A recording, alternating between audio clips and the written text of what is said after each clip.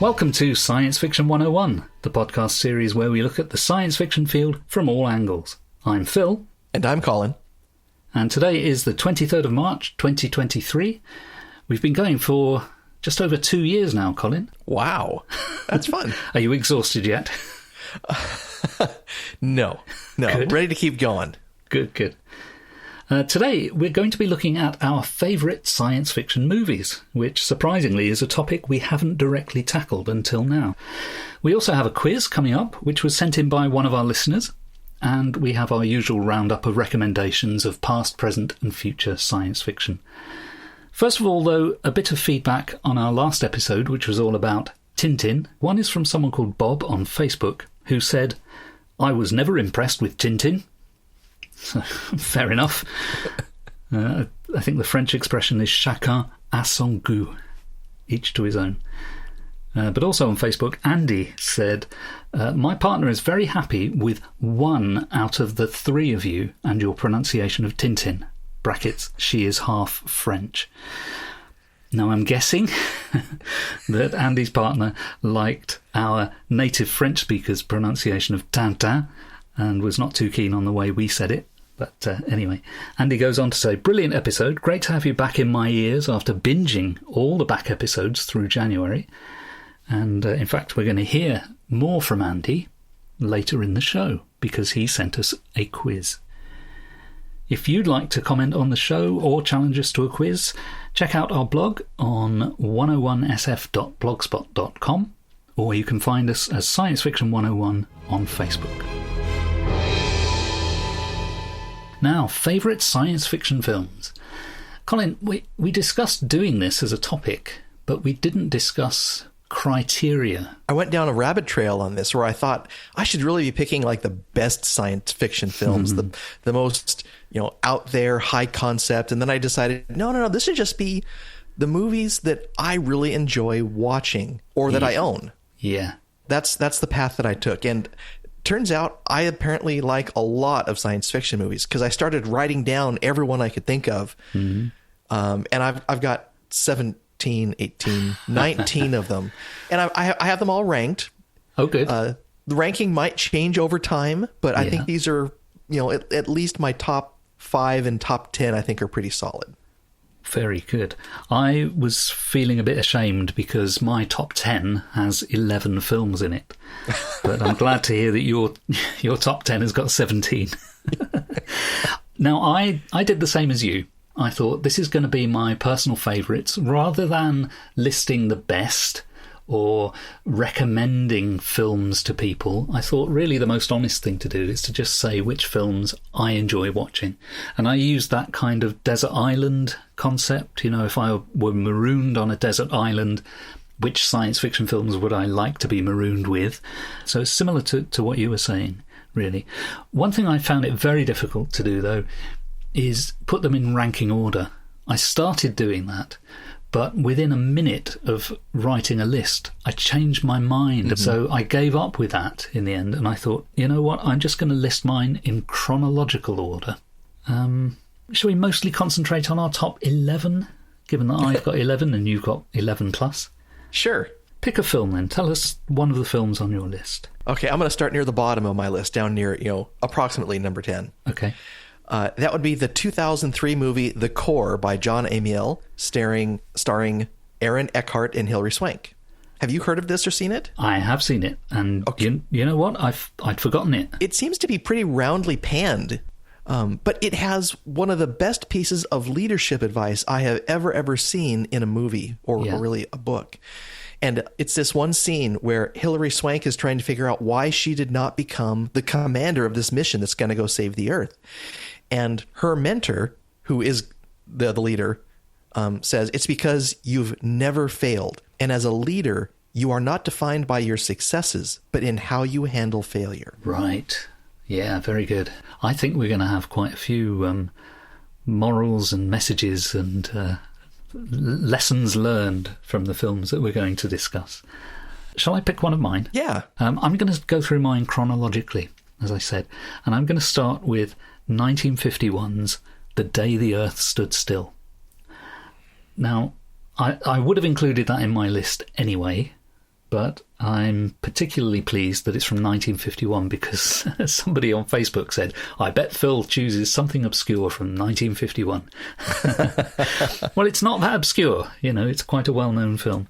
This is the one where Klaatu comes to Earth with Gort, I suppose he's about a 7-foot robot, and they come really to teach us Earthlings a lesson. And the film has kind of religious parallels. Some people have very specifically tried to parallel the Michael Rennie character with Christ. Now, I'd see some merit in that kind of discussion, but I think it's missing some of the other values that the film has. But nevertheless, it has resonances. It's not just about an alien from space coming to visit us. It actually does have resonances. And I think it's a very economical little film. It's directed by Robert Wise, who also made The Sound of Music and West Side Story and Star Trek The Motion Picture. So he had a really eclectic filmography. But what he did in the Day the Earth Stood Still is mostly kept the camera work very simple. And there are even some scenes where, rather than have cutting from one camera angle to another, he has the characters kind of physically change places so that we have effectively an over-the-shoulder shot of each character, but it's done by the actors moving rather than by the camera moving. So it's a very economical little film. So my next one would be the movie Soldier, which is made in 1998 by Paul W.S. Anderson and starring Kurt Russell, Jason Scott Lee, Jason Isaacs, and Connie Nielsen. Now, I don't know this one. Well, I've seen posters for it and information and so on, but I've never seen it, and I was never drawn to watch it. So tell me what's so good about it. There's something just compelling about the character that Kurt Russell plays. Now, I have to say that if you are not into military science fiction, this movie is probably not for you. Right. And some of the things that happen to the Kurt Russell character are truly horrible. So he's part of a genetically influenced military indoctrination program to create good soldiers. Mm-hmm. And he has a long and storied career. And at some point, they develop the next generation of soldiers. And so all the old soldiers are essentially thrown out. And Kurt Russell ends up on this dumping planet where they dump all their garbage. And it turns out there are a bunch of survivors there that are trying to, get by and get off the planet. And it's this understanding that, for me, it's like the new does not always supersede the old. Very good. Do you recommend it? I do. For me, I think it's more of a fun movie than a serious movie, but I still enjoy it. It's interesting that so far we haven't had any common films in our two lists. I know we've got a long way to go, but we have two different lists so far. I'm going to guess that this one isn't on your list, though I don't have any reason for thinking that particularly. I just think the odds are against it. My next one is 2001: A Space Odyssey, which we've talked about on a previous episode, so I won't say a huge amount about it now, except to say that it's a film that I find endlessly fascinating. I usually skip through a large part of the first section where you see the sort of ape men, up to the point where the monolith first presents itself to the ape men. I'm not that interested in it as a film, but after that, it absolutely hooks me. And every time I think, I'm not going to be able to sit through this, I find I am. It really, really works for me. And as I say, it's endlessly fascinating. What's next on your list? The movie Red Planet, made in 2000 by Anthony Hoffman and starring Val Kilmer, Carrie Ann Moss, and Tom Sizemore. Oh, yes. I love the Val Kilmer character as an engineer. I love the technology. It's like when we were trying to, terraform Mars and it failed, and we have to go up and find out why, because we needed to save the Earth. And yeah. There was this whole set of Mars-based films around that time, and it felt like we were having a little Mars resurgence. Yeah. So the other one that came out at that time was Mission to Mars, the Disney movie. Oh, yes. We're now moving forward 20 years on my list. We've come to 1971 and the Andromeda Strain. And coincidentally, This is also directed by Robert Wise, but that's not why I chose it. This is the film based on a Michael Crichton novel where there is some strange disease that's, well, basically destroying all life. So it's a kind of a pandemic movie. In particular, there's a small town which is affected, and scientists have this underground facility where they try to solve the mystery of this organism that is so deadly. And it's a fascinating film. It's a thriller, really, but there's humour in it as well. And I think the film is actually more humorous than the book, and that comes largely from the casting. It's just a very good piece of science fiction. I mean, obviously some of the science is a little bit bogus because it's Hollywood, but it's really quite convincing, and it's a very strong film. The only bit that bothers me every time I watch it is the ending isn't quite good enough as far as I'm concerned. It's one of those things where how on earth are they going to solve this problem? And basically it kind of has to go away. So the ending isn't quite there as far as I'm concerned, but it's a very good film. Yeah, it's kind of one of those, they got lucky. Yeah. Or else. Yeah. My next movie is The Fifth Element from 1997 by Luc Besson, starring Bruce Willis, Gary Oldman, and Mila Jovovich. Yeah. I love the special effects. I dig the alien opera singer. Yeah, that's fantastic. I kind of like the whole everyman aspect that Bruce Willis plays in that movie in the middle of this science fiction. Yeah. It is very good, isn't it? But for me, it's a film that I've seen too many times, and the novelty's worn off. I always joke that it's a film you can always see on British TV. It's on every weekend, usually on the same channel. But ever since the film came out, it's been on TV on a weekly basis. So it's not exactly exotic. And every time it comes on and I happen to stumble across it, if it's near that bit where the woman's going to do the opera, then I stay tuned. But other than that, I've seen it a few too many times. But it is good. My next one is another one from 1971. And again, there's no significance to that. It just happens to be that. I've chosen Escape from the Planet of the Apes. Now, I haven't chosen any other Apes movie for my list of favourite films. If I were doing a longer list, then all of the other Planet of the Apes films, with the exception of the Tim Burton one, all of them would be on my list. But since I'm only doing a top 10, I've chosen Escape from the Planet of the Apes. And the reason I've chosen that one rather than the original film is that it has everything that the original film has, plus it has more interesting characterization. It is an emotional roller coaster. It's a deep, deep tragedy. It's got the most brutal and saddest ending of any film. And it's witty and it's amusing. It's as cheap as chips, as we say over here. It has an incredibly low budget. Planet of the Apes had dozens of people in prosthetic masks, which took hours to put on. Escape from the Planet of the Apes has, for the most part, just 2 apes.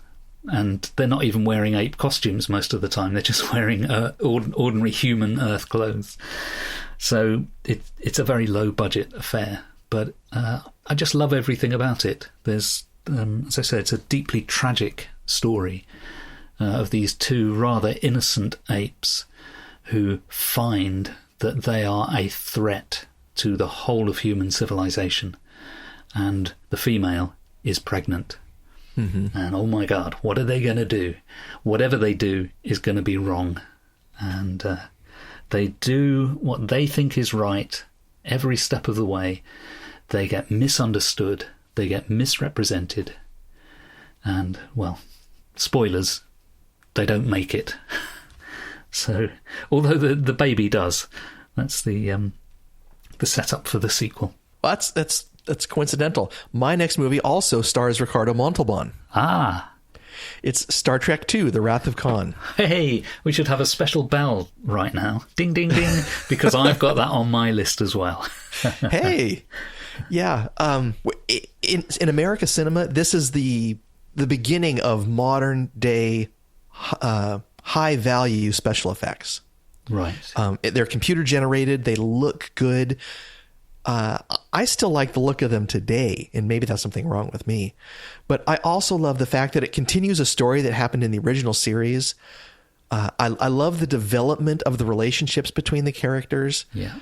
I love Khan trying to get his revenge on Kirk, and that spanning years and years and years. Yeah. Yeah. Very good, isn't it? And again, really quite a low budget film. It cost something like a quarter of what the previous film cost, the Star Trek the Motion Picture. And it was made it wasn't made for television, but it was made more or less by the television division of Paramount Pictures, because Paramount weren't that confident that it was going to do anything. But from that comes some really good decisions that I think were probably accidental, and the chief one of which is getting Nick Meyer to be the director. And accidentally, he was the scriptwriter. He wasn't brought in to do the script. Other people had written drafts of the script, and none of them quite worked. So he took the various drafts home and he started a page one rewrite, uncredited, and he wrote the script for the film as we see it now. And it's terrific. What I love is the little bits of symbolism. So either, I can't remember who it is, but either Spock or McCoy gives Kirk an old book for his birthday, yes, and the other one gives him a pair of old spectacles for his birthday, and he puts them on. And I think Kirk says something like, "Meaning Spock?" And Spock says, "None of which I am aware, Captain." But so much symbolism there. And then when he opens the book, it's a tale of two cities. It was the best of times, it was the worst of times. And it's all about Captain Kirk and all the others feeling old. Because but my God, look how young they were when that was made. They would have been back then about 50, something like that. Each one of those major actors in the film. And I think William Shatner yesterday or today was 92. So, he was feeling old all those years ago. Yeah. And I liked how, if I remember right, as the Enterprise is almost defeated by Khan, Kirk pulls out those glasses and puts them on while Khan is looking at him, I think as a way to draw him in and make him think that he's weaker than he actually is. Yeah. I think he has to press a button on the panel, doesn't he? And he takes the glasses out so he can look at the buttons and see which one it is that he has to press. Plus, there's all the business with the sacrifice of Spock, which is then totally undermined in the sequel, unfortunately. And it's good to see that it's received more and more critical acclaim with each passing year. Yeah, yeah. So that was on your list, but that was also on my list. So I won't repeat that when I get to that point on my list. I'll just go for the next one chronologically on mine. And again, not a huge amount to say because we did a whole episode about it. It's Close Encounters of the Third Kind. It's a film, again, that is it's about space aliens coming to Earth, but it's not just about that. It's a story about obsession. You could see it as a story of religious obsession, and it's just very good in all of that. And the effects, mechanical, physical, optical effects, no computer graphics to be seen, and they hold up beautifully. So, classic movie. Yeah. My next one in order of preference is Star Wars in 1977.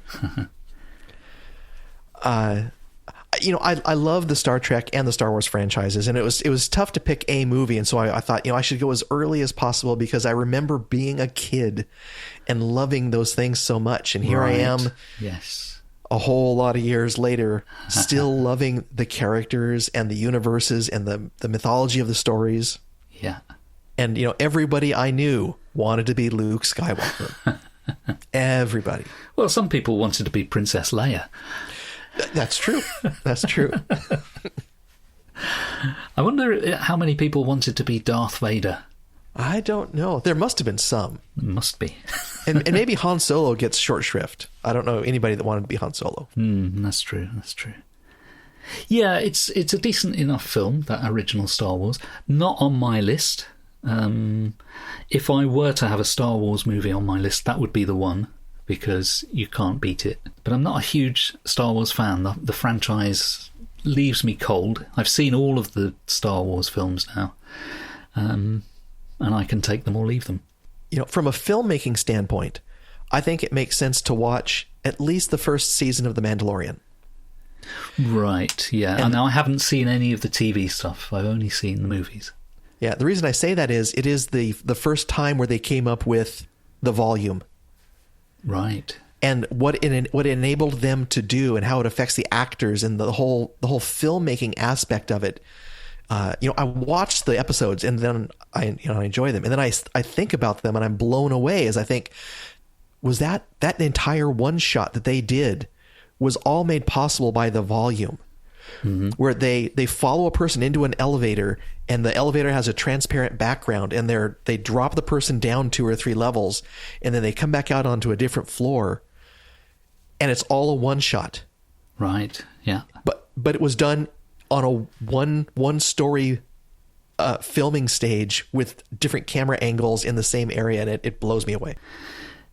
Interesting to compare that with the Phantom Menace, which was the first time Star Wars came back with the prequel movies. And the Phantom Menace, there are some sequences which are full of action, but a lot of the Phantom Menace is just people standing and talking. And it was all shot against a blue screen, and it was really the first attempt to make movies that were entirely filmed against a blue screen. Yeah. My next one, we're still in the 70s on my list. We're at 1979 now, and Alien, which I know some people say is a horror movie, but it's also a science fiction movie, and it's one of those films where I know what's going to happen next. I know the outcome. I know the bits that are supposed to shock me. I know the bits that are supposed to hold me in suspense. And they all work, even though I know what's coming. And that's a sign of really, really good filmmaking. Some films that use shock effects depend upon shock to work because they've got nothing else going for them. But Alien has a lot going for it. And very good performances, very good direction of actors, visual effects beautifully integrated into the movie to the point that you're not really conscious of visual effects being used very much. And again, quite a low budget movie. And I suspect Alien is the best piece of the best script that Ridley Scott has ever worked from. Yeah, sometimes those are the best. Absolutely, yeah. Do you like Alien? I do. I like Aliens better. Right, yeah. But, yeah, it scares the living daylights out of me. Absolutely. Because I remember seeing it as a kid. Yeah. My next movie is a Spielberg piece, E.T. Ah, okay. I eat Reese's Pieces solely because of E.T. Do you do all the other things as well? Do you get on a bicycle and fly? Sometimes I get on a bicycle. I do not fly. So what is it about E.T. that works for you? One of the great things I think Spielberg captures in a lot of his movies is this sense of adventure and wonder. Yeah. Without being saccharine, because there's also sadness and tragedy and stress, and yeah. You can go from the fun time of the Halloween episodes to where E.T. and Elliot are bonded, but E.T. is dying. Yeah. And it's a great roller coaster ride from beginning to end. Yeah. My next one is from 1984, and it's The Terminator. Oh, that's a classic. Yeah. Now, I'm not really bothered with the rest of the franchise, the sequels and the remakes and the spin-offs and all of that. None of those really, really interest me. But the original Terminator is a fantastic little movie. Again, a low-budget movie by a director who I think benefited from having a low budget. James Cameron, before he started getting these ridiculous budgets, for Avatar and all of that. Mm-hmm. But this was a great filmmaker early in his career, working with a very simple premise and doing it very well. The fact that it was borrowed from a Harlan Ellison Outer Limits episode didn't bother me. In fact, it impressed me that someone had taken a piece of source material and done such beautiful work with it. And it remains one of my favourites. When it came out, I remember seeing it in the cinema.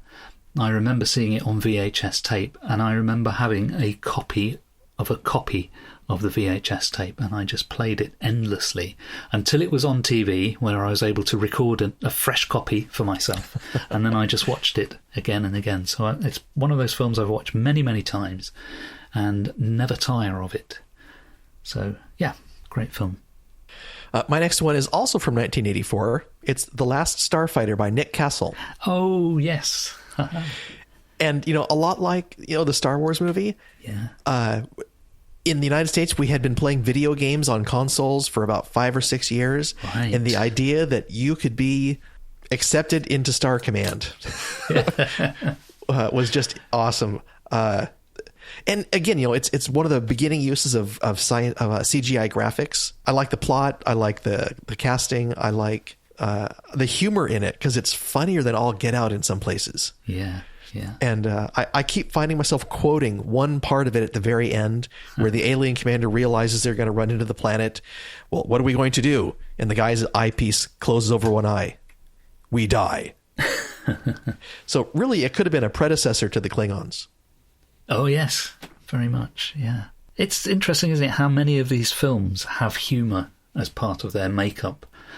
And I think that's partly what distinguishes lists like these, favourite films, from lists of best films. I think if you were trying to write down the films you think are best, you would probably be looking for worthy storytelling. And the kind of incidental humour in some of these films wouldn't have much sway. But when we're talking about personal films, personal favourites, there's often humour in there as part of the mix. Yeah. My next one is, I'm leaping forward now to 1993, and a film which I remember as being the loudest film I had ever heard up until that point. And it's Jurassic Park. And I think it still holds up remarkably well. Even the visual effects, which are now incredibly dated, most of them still work. There's maybe one or two bits where you think, they could have done that a little bit better. But for the most part, the animatronic effects that are in there, and which people forget, it wasn't all CGI. It was a mixture of CGI and puppetry and animatronics. But all of that works. The storytelling is terrific. Mm-hmm. The science fictional business of how you explain DNA to people who don't know what DNA is, all of that is beautifully done with that little animated sequence. And it's a great movie, and it's based on a book which was also a pretty good book. I think the book feels a bit cheap. It doesn't feel like a serious work of science fiction.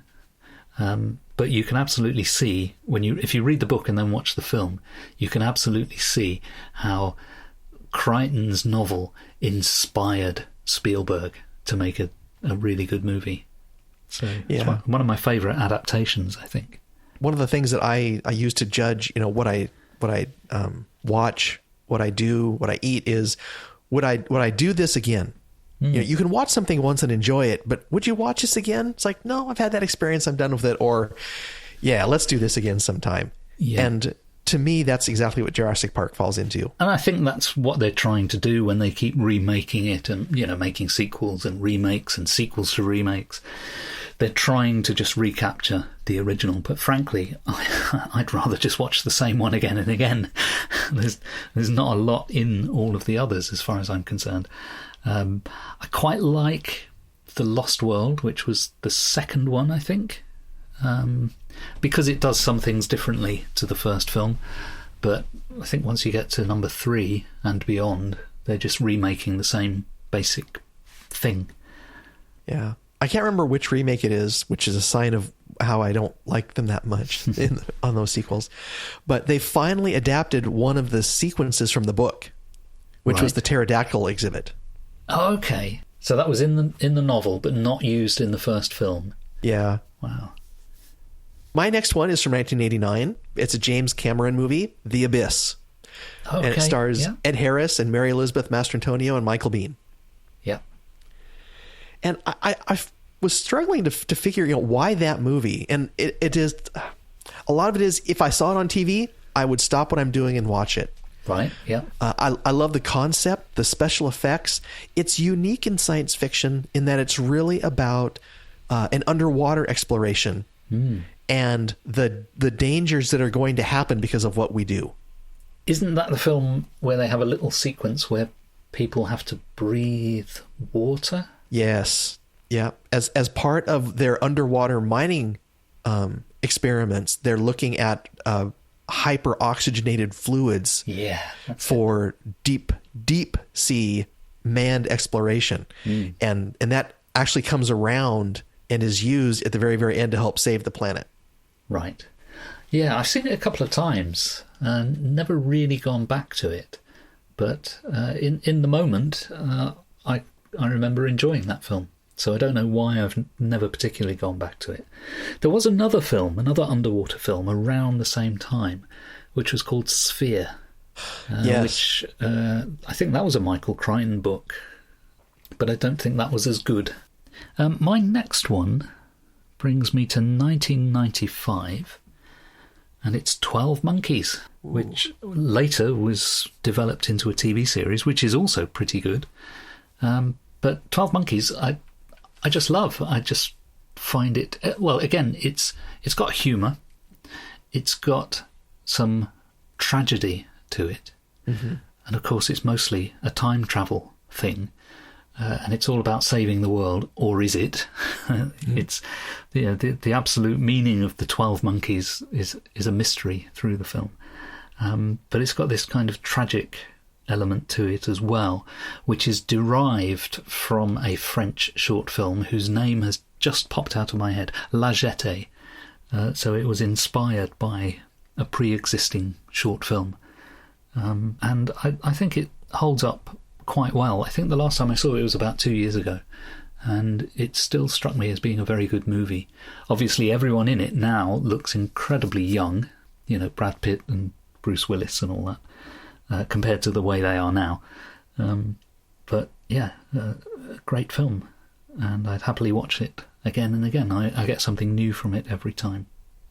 My next movie is Enemy Mine, based off the novel of the same name. Yeah. The acting, the whole bonding over learning each other's language and overcoming stereotypes about each other, and the survival aspect. I love a redemption story. And Davich's story is, I feel like, definitely a story of redemption, of being a hateful man to a man who is, respectful of other cultures, who eventually adopts his enemy's son to raise him and then risks everything to save him at the very end of the movie. I love a blockbuster and a big budget movie, but I think sometimes people overlook what you can do with story. I've just got one left on my list, and it's from 2016, and it's Arrival. What I like about Arrival, well, there's a number of things. It's probably the most believable story of first contact that we are sort of trying to communicate with this alien species, and they are so totally alien. It's not just a matter of listening to their words and saying, oh, well, we'll just convert one of their words to one of our words. Oh, and we've translated it. Because that's not how language works. And this is why we cannot talk to dolphins or buffalo or foxes. They make sounds, we make sounds. We've no idea what they're on about. They don't know what we're on about. And that's how it's going to be when we meet some alien race. And Arrival just deals with that in such a realistic way. And on top of that has a kind of a character story for the central character, which kind of runs in parallel to the main story. And I think that's true of most good films, that you have the broad thing that the movie is about, so alien contact or whatever it is, and then you have a person who's kind of caught up in everything while trying to deal with their own issues. So I think Arrival I know it's 7 years old now, but it's the most recent film I can think of that does all of the things that I like to see science fiction doing. Plus, it's a very good visual movie and a very good sound movie. The sound design throughout the film is terrific. Yeah. Well, and if I remember right, was that Denis Villeneuve's first big movie that was popular? I think so. It's certainly the one that first brought him to attention and then landed him other things afterwards. Yeah, I don't think it will be the last. No. My favorite movie will not be a surprise to people who live in my house, because I watch this movie frequently, and it's The Martian by Ridley Scott from 2015. Right. Yeah, I love the novel. I wish I had seen the evolution of the novel from its original blog-based origin all the way up until the novel that was published after the Amazon edition, even, just to see how it changed in its various versions over time as people handled it. But yeah, and Ridley Scott did a great job adapting it. Absolutely. It's one that I considered putting in my list. In the end, I decided against it simply because I've seen it a number of times. Every time I do get drawn into it, but it's kind of stopped giving me anything now. I've seen it enough times that I'm not drawn in so much. Unlike most of the others on my list here, I can happily watch them again, and I will see things in them that I didn't see the last time I watched them.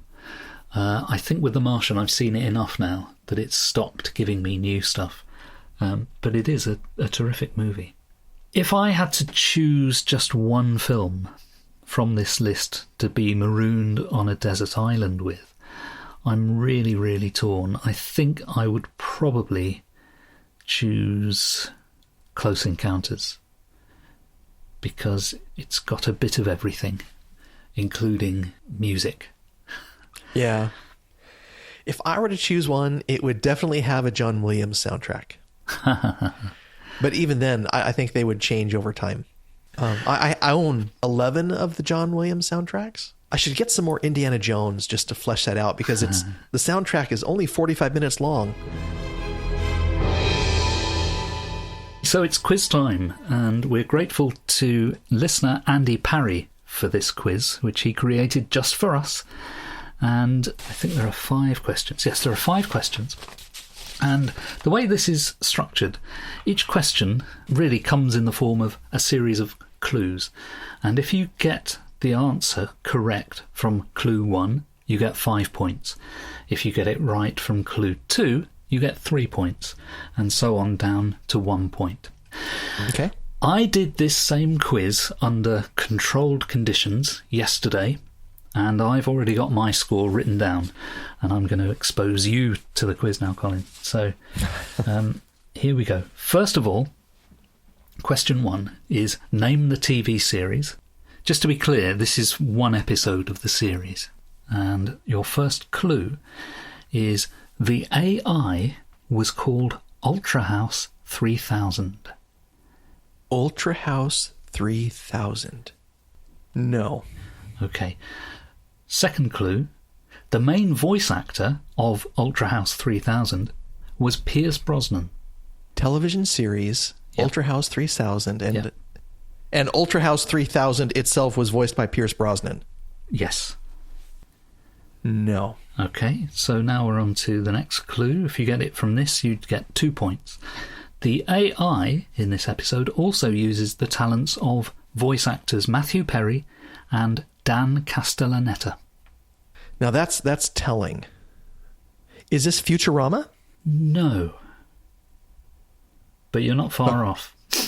We come to the final clue, and if you get it from this, you'll get 1 point. The final clue is Ultra House 3000 was situated at 742 Evergreen Terrace, Springfield, USA. The Simpsons. The Simpsons is correct. So you get 1 point. That's the system that we're using. We have an overall question and then a series of clues, and it gets easier the more of the clues you have. Yes. So now we come on to question 2, which is name the ship. The ship's AI pretended to be taken over by a more aggressive version of the AI software named Queeg. If you can name the ship, this is a TV series, if you can name the ship from that clue, you get 5 points. No. Okay, the next clue for 3 points. The ship was occupied by the following: non-organic life form, non-human life form, non-physical life form, and human occupants. Is this Andromeda? No. Okay.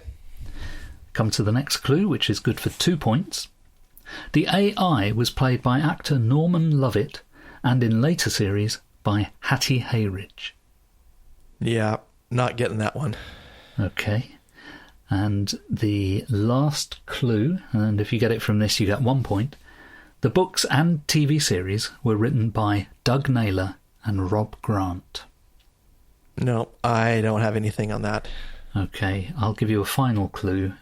Maybe I'll give you half a point. It's a British comedy science fiction series. Yeah, I'm drawing a complete blank on this. Red Dwarf is the answer. Do you know I Red have Dwarf? Never seen... Yeah, I know of it, yeah. But I've never seen it. Okay. Well, there's something else for your bucket list. So I'm afraid for that one you get 0 points. Question 3, name the film. The main AI in this film is left alone on Earth following a man-made global ecological disaster, leaving the Earth barren of organic life. WALL-E? Correct. 5 points. The other clues would have been mankind has fled aboard spacecraft in a hope to find an alternative planet or to wait until the Earth is inhabitable again. The next clue would have been a second AI named Eve is sent from the spacecraft in search of organic plant life on Earth.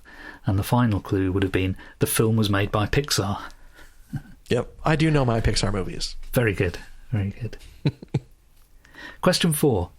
Name the film. This adapted film is set in Connecticut, USA. If you get it from that, you get 5 points. Connecticut. No. Okay. For 3 points then, the next clue. Quote from the film. Why? Because we can. We found a way of doing it, and it's just perfect. Perfect for us, and perfect for you. Is this the Stepford Wives? It is the Stepford Wives. Well done. 3 points.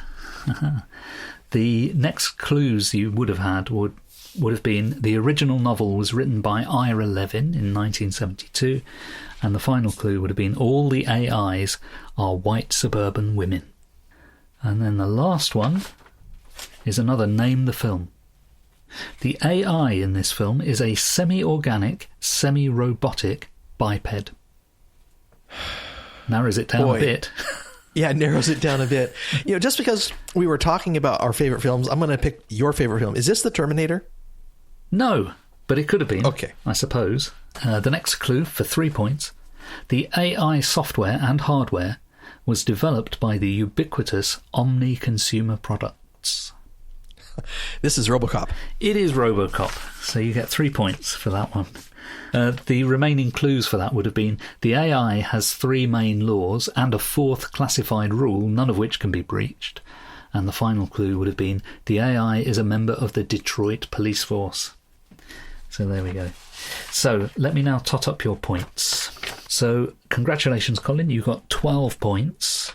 Yeah. Out of a possible 25. But here's the big reveal. I did this quiz earlier under test conditions. You've scored 12 points and I scored 7. So I hang my head in shame. I'm going to give back my PhD. Shamefully, I only got 7 out of 25, so that's not very good. Okay, so thanks once again to Andy Parry for that quiz. And if you, dear listener, would care to send us a quiz yourself, it would save us a bit of work. So if you'd like to send us a quiz, you know where to find us. We're on 101sf.blogspot.com, and you can also find us on Facebook. So we come to our final section, which as always is looking at past, present and future science fiction, our recommendations. I've got a past item, which actually was inspired by something that came up, I think, in the last episode. I went looking for either interviews or speeches given by the pulp science fiction writer Lee Brackett, who is also known as the screenwriter for The Empire Strikes Back. Mm-hmm. I think what it was is, Colin, I think you mentioned her by name, and I think you called her Leigh Brackett. Yes, I mispronounced her name. But I've heard other people say Leigh Brackett, and I've always said Lee Brackett. So that's how I went down this rabbit hole. I was trying to find somewhere where she says her own name, and I couldn't find it. But I found some... one of them is a speech where she's introduced by Tony Boucher, who was the editor of one of the big science fiction magazines in the 50s. I think it was Fantasy and Science Fiction. And he introduces her as Lee Brackett, and she's sitting right next to him. So, you know, if he'd pronounced it wrong, I think she would have nudged him in the ribs or something. Yes. So that's what started me off on that. But I found two pieces. One is an interview, and one is a speech that she gave. So I found those quite interesting. So I'll put links to those on our blog.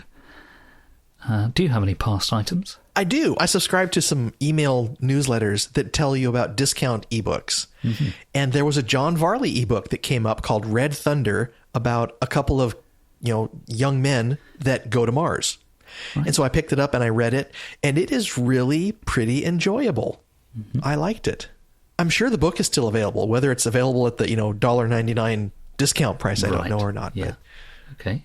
I've got another past item. In my many decades on this planet, I've somehow never read a book called Children of the Atom by Wilma H. Shiras. It's a fix-up novel from 1953, and it's about children who develop superpowers. Now, that was a sort of a big running theme in the 1950s for some reason. There was there's a Theodore Sturgeon book called More Than Human, which is sort of along those lines. There's a John Wyndham book, which is The Chrysalids.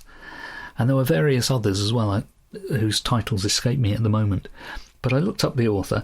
Also, the first name of the author, Wilma Shiras, it's Wilmar, Wilmar. And to look at the name, I'd never seen that as a name before. To look at the name, I'd assume that was an American man.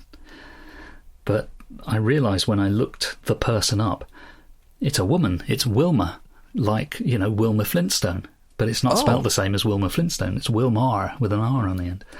And you don't get many female science fiction writers in the 1950s. So I had to start reading it. So I've started reading it, and it's quite good so far. Not very far through it. But anyway, if you've never read it, have a look at that one. Children of the Atom. Yeah. I want to say that's a phrase that was used in conjunction with the Marvel X-Men. Yes, it was. It was indeed. But as far as I know, there's no connection. Or if there is a connection, it's a coincidental one. I have some present items. Okay. A big part of science fiction, especially for popular culture, is filmmaking. And the Portland-based stop-motion film studio Leica is holding an exhibit at the Seattle Museum of Popular Culture, where you can go see clay figures and frameworks and props from all 5 Leica movies. Have you been? I will have been after next Tuesday. Okay. I've got a present item, which is... I've done this one before, but I'm actually watching Picard Season 3. I blow very hot and cold about Star Trek Picard. But so far, I've only seen Episode 1, and it's okay. It's not terrible, it's not great, but it's okay. It's nice to see the old TNG crew, Next Generation crew. We haven't seen them all yet in episode 1, but there's a couple that are in there. And I'm still hearing good things from people who've seen more episodes than I have. I'm trying to ration myself to one a week. Yeah, I mean, maybe watching it instead of the binge method, the old original 80s, 90s Star Trek TNG method where you only got one a week and had to anticipate and think about. Yeah. I have one other present item. Mm-hmm. The book Fairy Tale by Stephen King has I've only read about the first third of this book, but it has an extremely strong Bradbury influence in it. Oh. So I will continue reading and see if that holds true.